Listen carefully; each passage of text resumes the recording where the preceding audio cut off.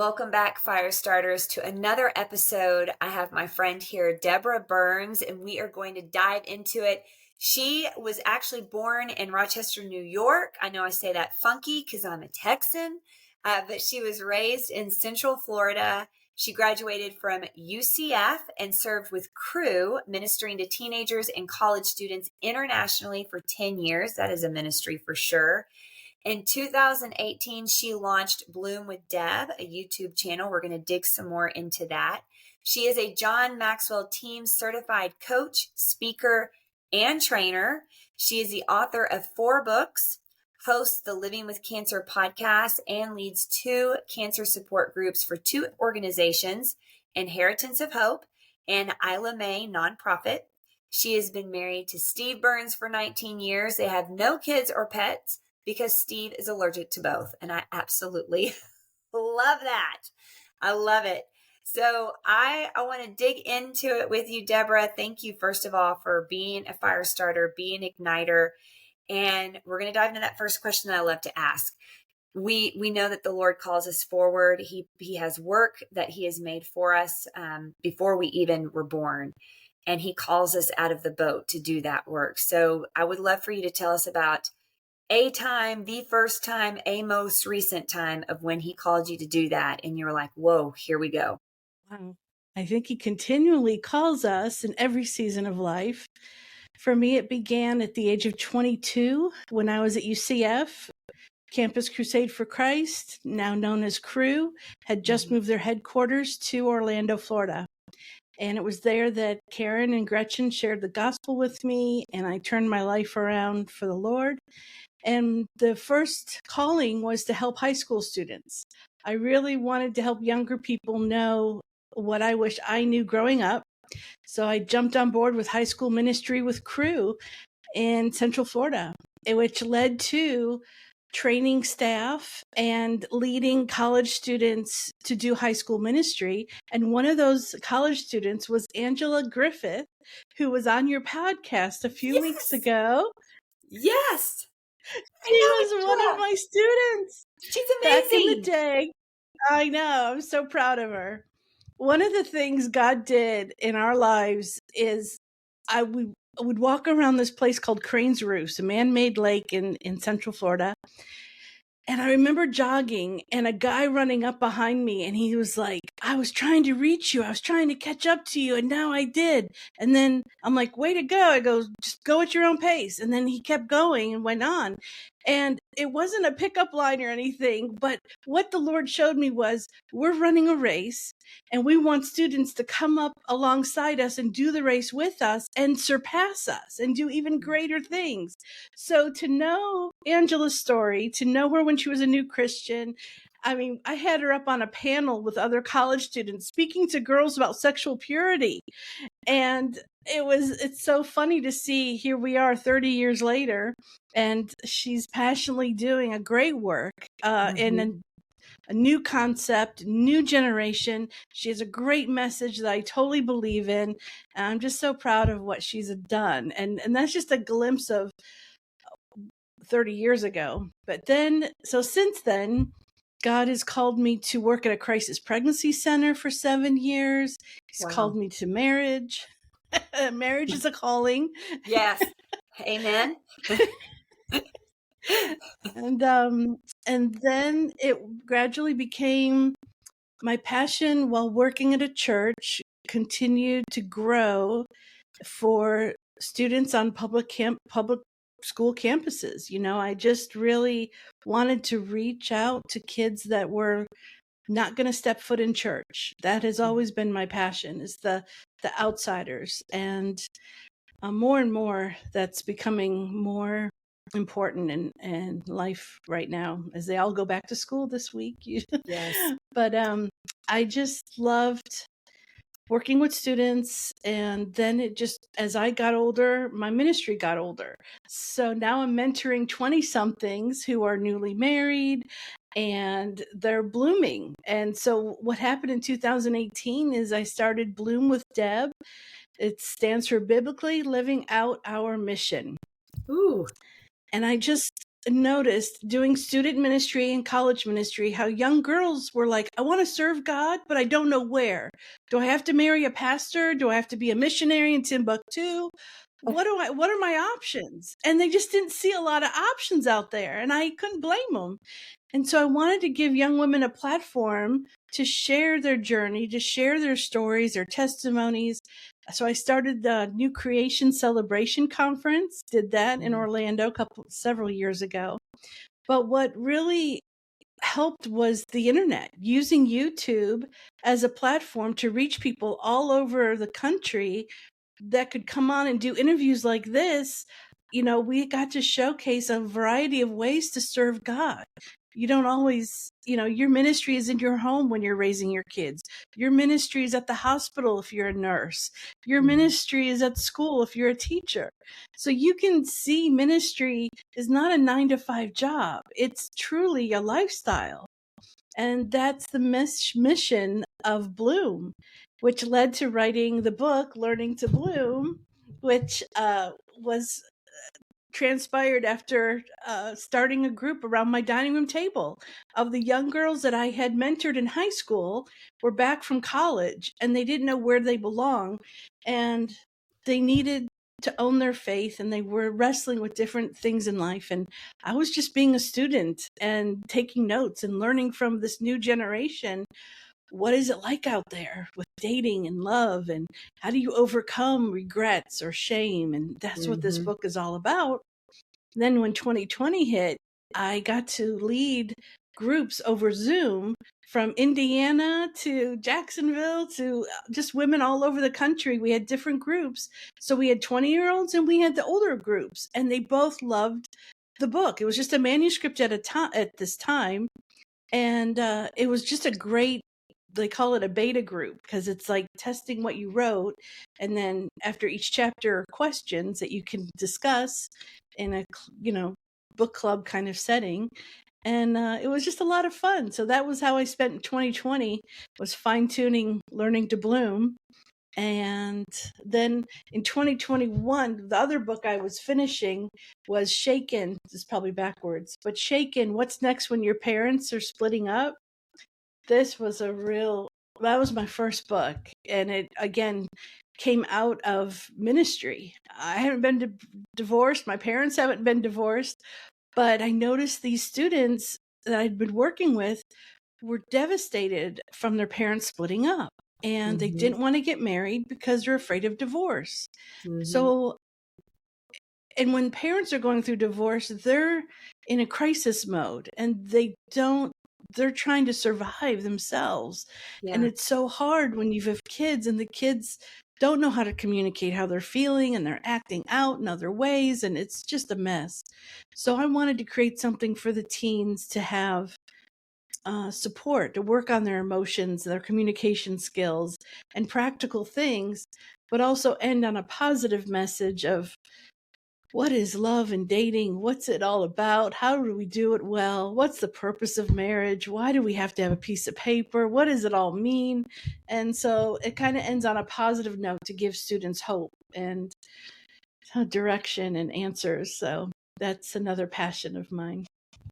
It's interesting to listen to your story and see the thread that God has pulled, starting you in Crew, and just that demographic of teenagers, college students, young adults, and the experiences He's given you through their experiences and through those relationships.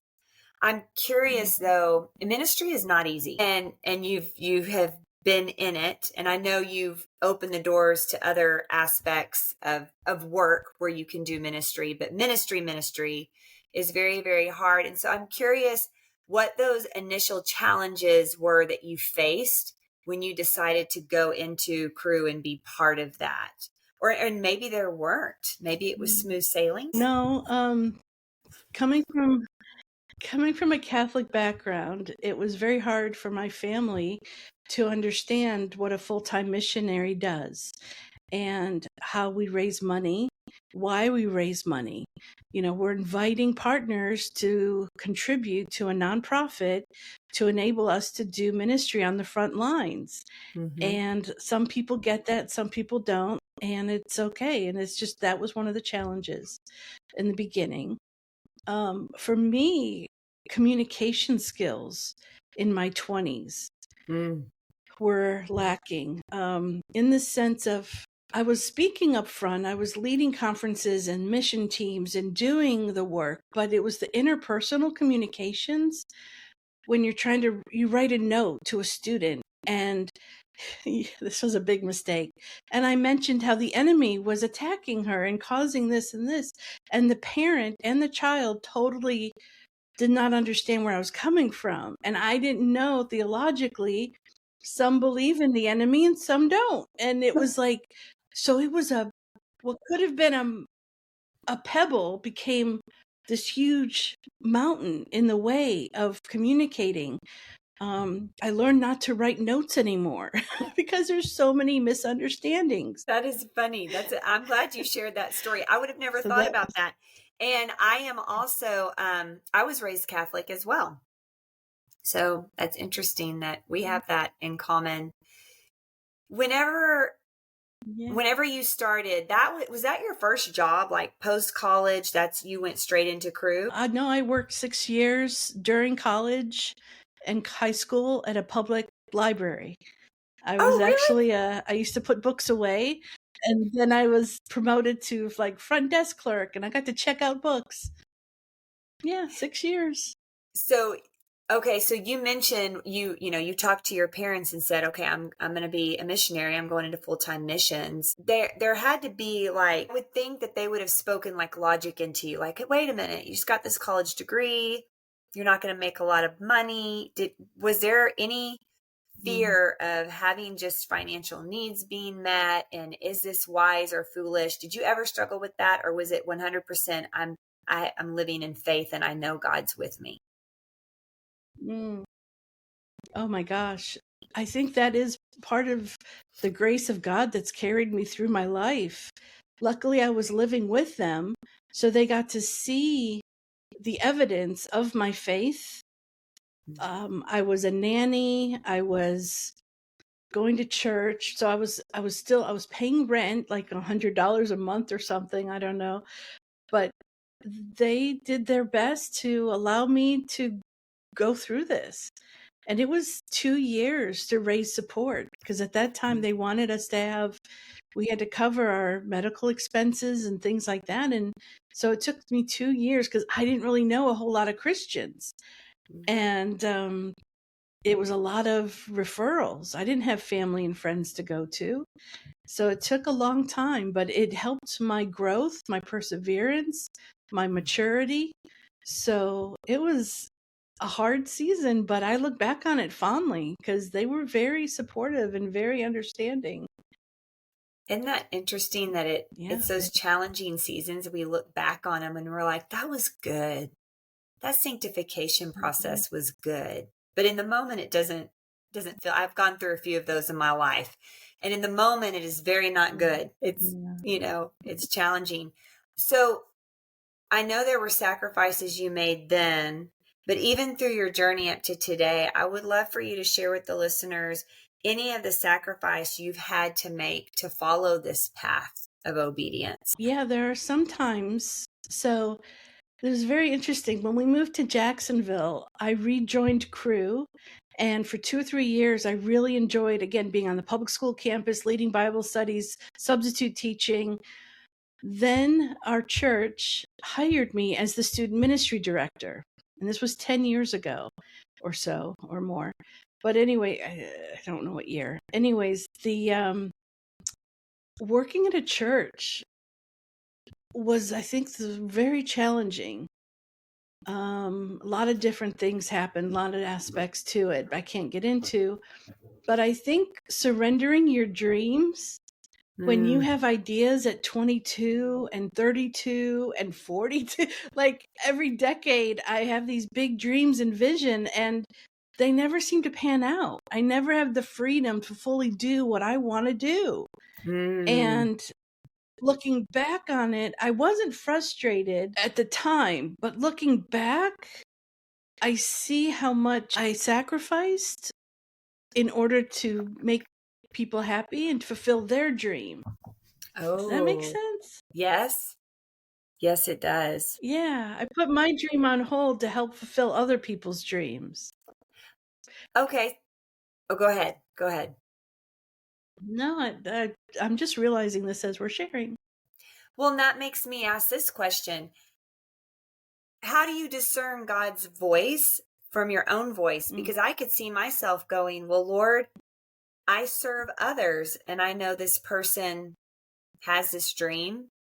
I'm here to serve. I recognize their dream. I'm going to help them do that.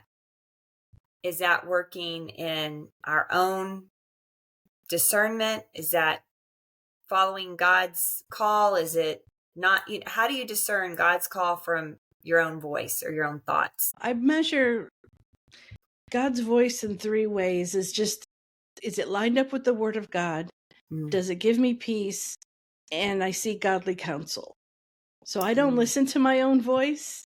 I listen to those 3 things: the Word of God, the peace, and godly counsel. And that's how I make decisions. I think serving others is what we're here to do, as long as it's, for me, as long as it's in line with the kingdom work. It wasn't a mistake for me to work at this church by any means. It grew me in so many different ways, and I was able to use my gifts and talents to flourish the mission of the church. And I have no regrets at all. And I know God had me there for a season, so much so that it was 2 years ago that I stepped away. And it wasn't, Steve, my husband, was the campus pastor of another church. Of the church I was working for. He was a campus pastor part-time to help fill in a need. And we had to get through the church through 2020 and 2021. And it was at a healthy place, people-wise, financially. It was ready for a full-time pastor. So Steve and I were both part-time at that season in our lives, and we agreed that if we both stepped down, the church would have enough to pay for a full-time pastor to take the church to the next level, to that campus. And it was a wonderful transition. It was a wonderful to help him get on board, and it was very honoring. It was done very well. So we felt God's calling in that season. It just went so smooth. And sometimes in churches it doesn't go smoothly, but there was no hard feelings. There was nothing, you know what I mean? So all that is to say, in other circumstances, I never saw myself stepping down from working at the church. And I had cancer at that time, but the church, again, working part-time was doable, and they were very supportive for my needs during my first treatments. And now I feel like I'm fully surrendered on a whole new level because of cancer, living with it for 3 years, and God's healed me 3 times through this journey, but I'm still living with stage 4 cancer that can come back at any time, because that's the kind of cancer I got. And so I'm more prepared for death than I am for living, which is pretty crazy. But I love it. I am. I was going to say it's a very big statement. I can't think of a better word than big, but to say that you're more ready or more prepared for that. I would love to tell me more about that. What does that mean to live that way? Okay. Yeah. Well, I remember saying that cancer has been a gift. And I remember another cancer patient on the support group called saying, I could never say that because I have kids. And I realized my statement was really profound, and I had a journal like, why did I say cancer's been a gift or the best thing that's ever happened to me? And because I don't have kids, I have to say I have a totally different perspective than a parent. So that's a qualifier, because again, it just doesn't make sense. But I think that, oh boy, preparing for heaven, I think, starts when we become Christians. We're living for eternity, aren't we? But we forget that eternal perspective And we forget that our home is with the Lord in heaven. We're here for a season to do his work. And I want to accomplish every good work he has for me. But I don't have to beg him because it's in the word. It's going to happen. I don't have to beg him to keep me alive. I don't have to beg him to take me home. He gave me a list of all the things I don't have to pray for. It's very freeing to just let go. I can't control anything anyway. And I feel like that's why I wrote The Grace Through the Darkness when I first started with cancer, 2021. This is a devotional, 20 devotions to help strengthen cancer patients. And it gave me a purpose because I was thinking about the reader. It gave me perspective of accomplishing something. Now, I didn't want to change my mission. My mission was about bloom. And then I got cancer and my mission changed. But yet it didn't, because the Lord showed me bloom, biblically living out our mission, and interviewing those women for YouTube was exactly what he wanted me to keep doing by sharing my health journey through bloom. He's like, Deb, you're still biblically living out your mission. You don't have to stop. Keep going. So I shared my ups and downs with cancer through my YouTube channel, wrote the book, and then after I finished chemo in February, March of this year, and my scan was clear. So my doctor wanted me to take a break. And I'm like, well, now I got to live? Like, oh, I thought I was going to die this summer. I really did. And I thought if cancer comes back a third time, I'm not going to do anything. It's inevitable. I'm going to die. So I almost didn't do chemo again. And I told my husband I'll let him decide when enough's enough. And he's like, no, your body responds to chemo pretty well. I think you should keep going. So I did the chemo for 6-7 more months, and I wouldn't be here today if I hadn't tried again for a third time. And all of that is to say, okay, I'm going to live. So my next calling was, hey, you've got this book. Why not make it a podcast? So that's why I started in March the Living with Cancer podcast, offering comfort, comfort, compassion, and community. I didn't even know what those 3 words were about, but I'm like, community, what's that going to be? And eventually I was like, oh, it could be an online support group for Isla May.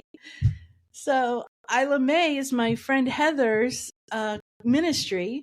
She is opening up a spa to help pamper women who've had miscarriages or cancer or going through any type of loss. So she has a support group for those dealing with miscarriage. I have the support group for cancer patients. And the spa and retreats are going to be encouraging. Like when I needed to go shave my head when the hair was falling out, I went to Larry's barbershop, which was a huge mistake.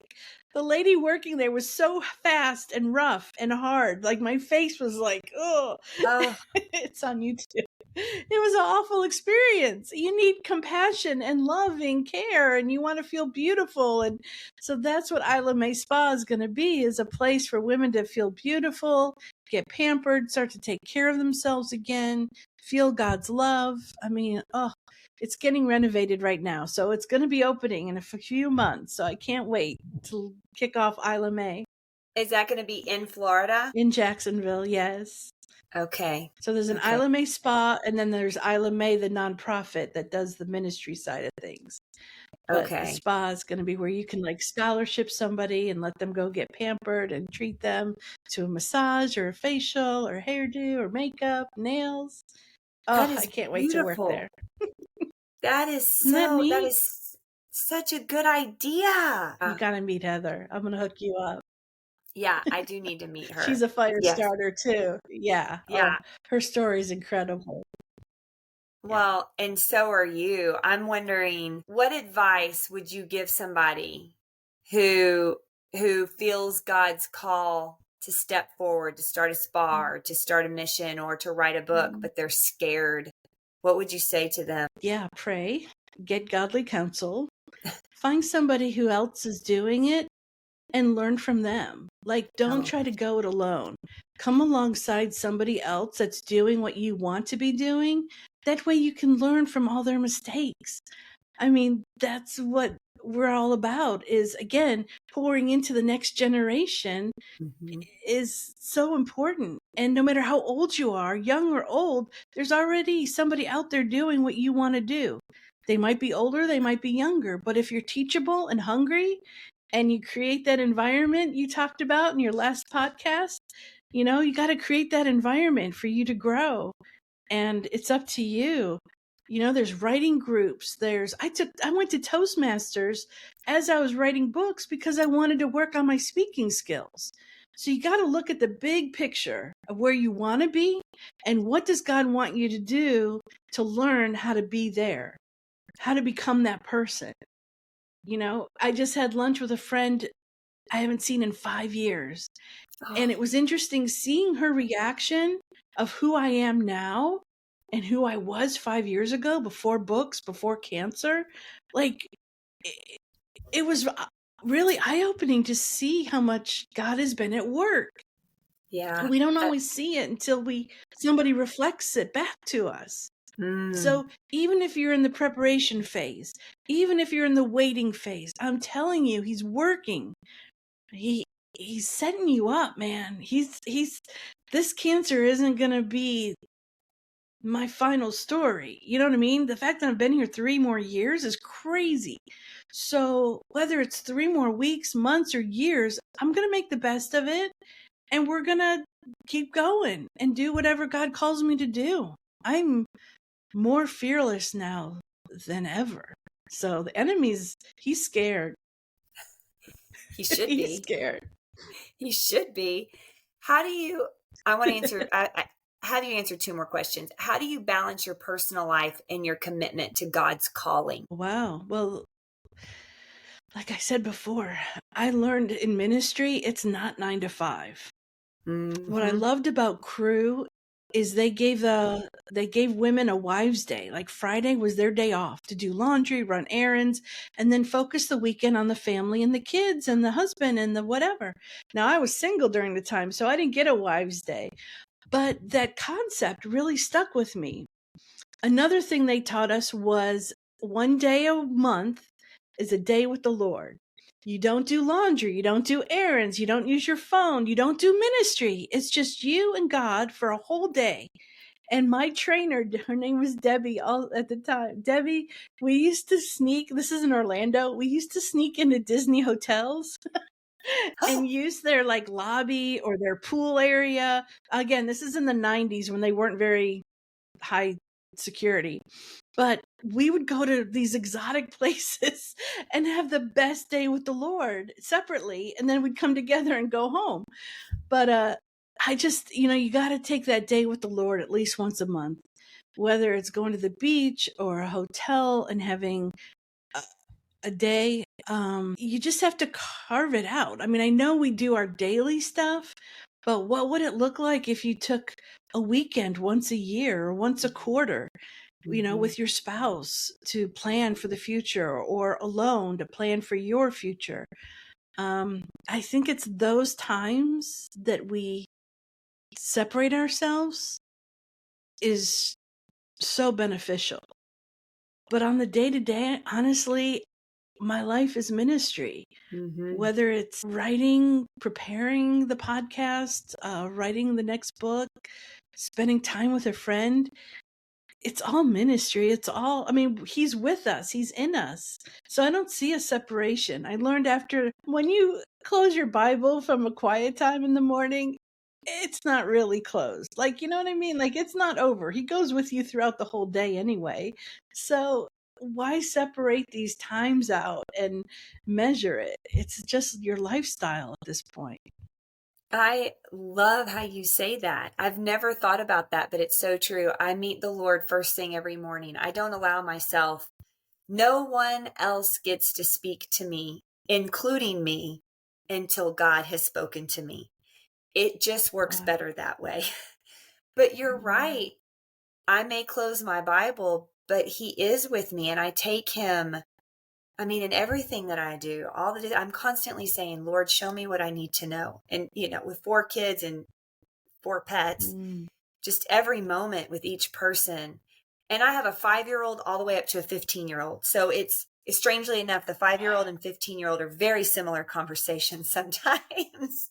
Yes. You know, Yes. They're like toddlers again. Yeah. yes, but there's so your conversations are weightier, right? Like what your words carry. And I find myself just talking to God in the middle of talking to my son. Just, what do Good. I say here? Help me here. Help me. Yes. You're right, though. The Bible Yes. never closes. The conversation never Yes. closes. And I thought Right. you might say that, just meeting you, Deborah, and being in your presence, even virtually, just the joy that you exude, that that people who have that are continually plugged into the Lord, that surrender and that relying on Mhm. him. So Yeah. this is the last question I'll ask you.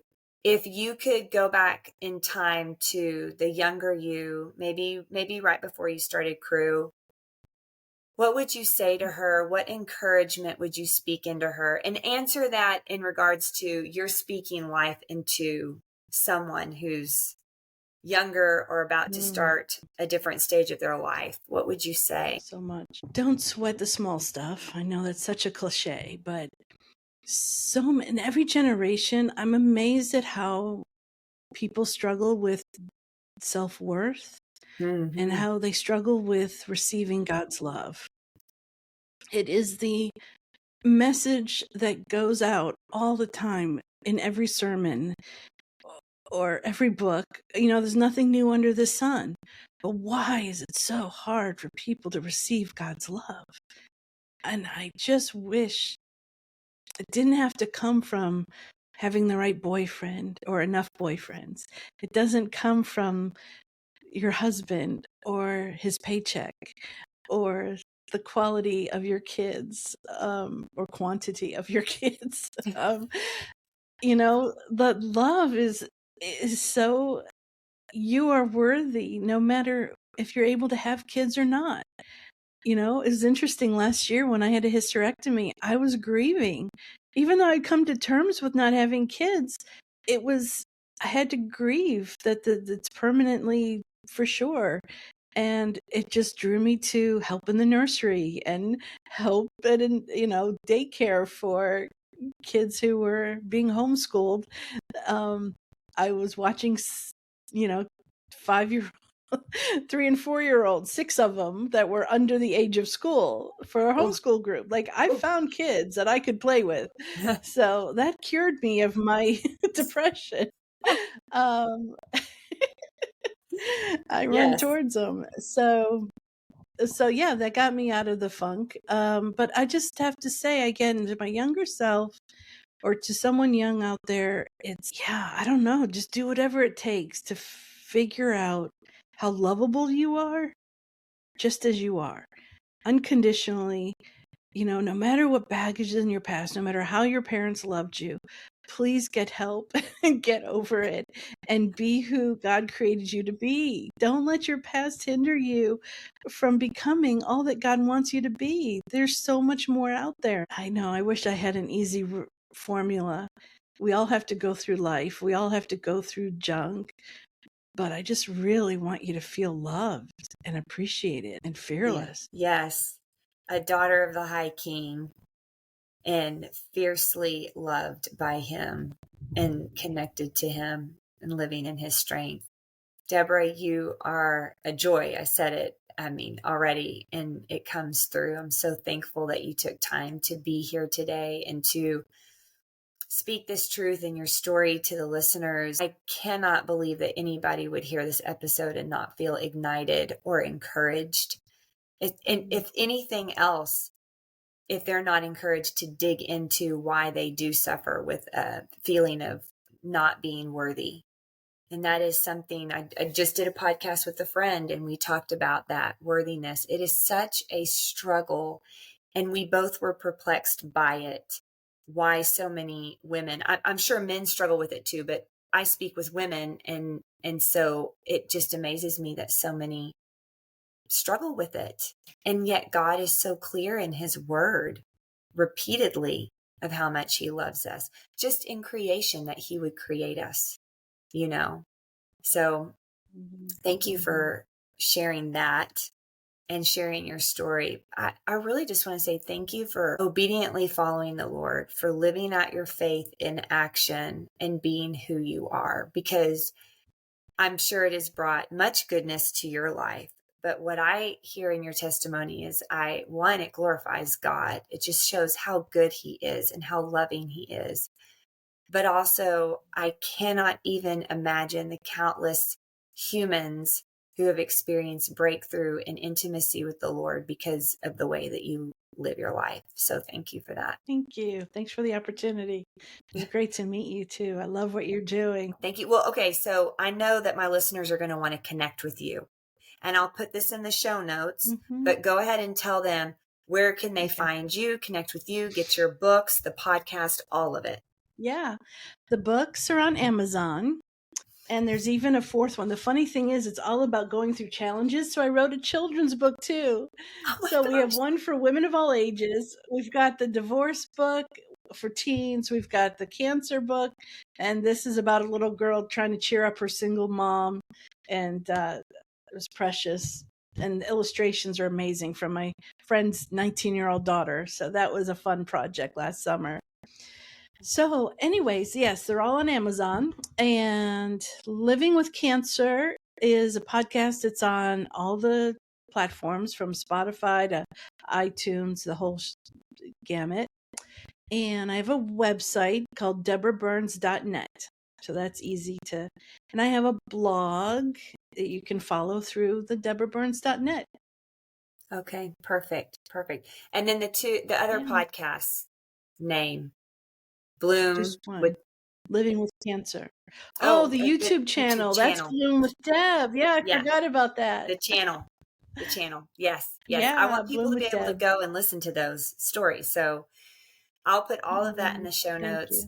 Thank you so much again today. This was so good. I knew it would be. And I cannot wait for it to be released and for listeners to get to meet you. Thank you. Thanks for the opportunity. It was wonderful meeting you too. Absolutely.